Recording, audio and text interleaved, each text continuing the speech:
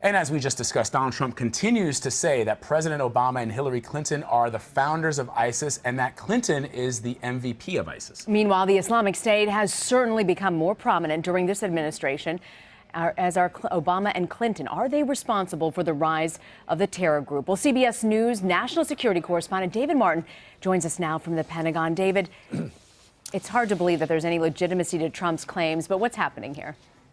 Well, it's factually true that ISIS rose up as a serious threat during the Obama administration. But to call either President Obama or his Secretary of State during that first term, Hillary Clinton, a founder of ISIS is clearly over the top.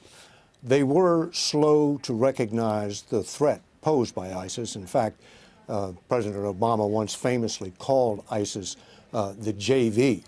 But that was a failure of intelligence, and the Director of National Intelligence has publicly acknowledged that it was a failure.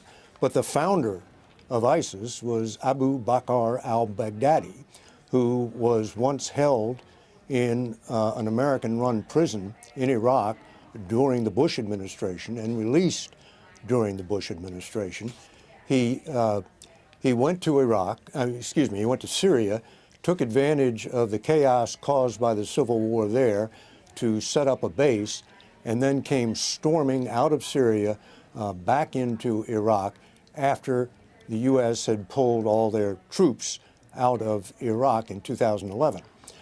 That happened on President Obama's watch, and some people have blamed him for being too eager to pull American troops out of Iraq. But the fact is that Iraq had become, by then, a sovereign country, and it had to ask the U.S. to keep its troops there.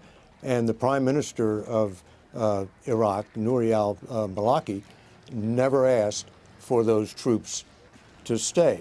Then al-Maliki proceeded to govern in a way that exacerbated the tensions between Sunnis and Shias in Iraq and basically gutted the Iraqi army of some of its most capable commanders, so that when ISIS came storming out of Syria, the Iraqi army broke and ran and presented the world with that fait accompli in 2014.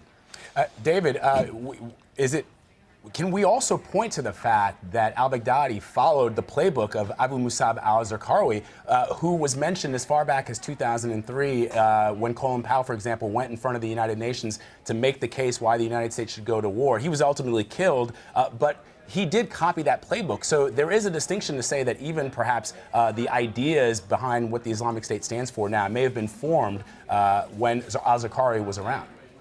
Well, Zarqawi was the head of al-Qaeda in Iraq, and that is the sort of the organization from which ISIS sprang.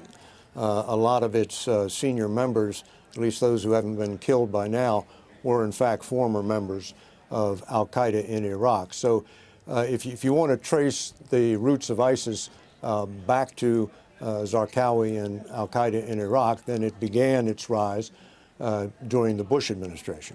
David Martin from the Pentagon. Thank you so much, David. Sure thing.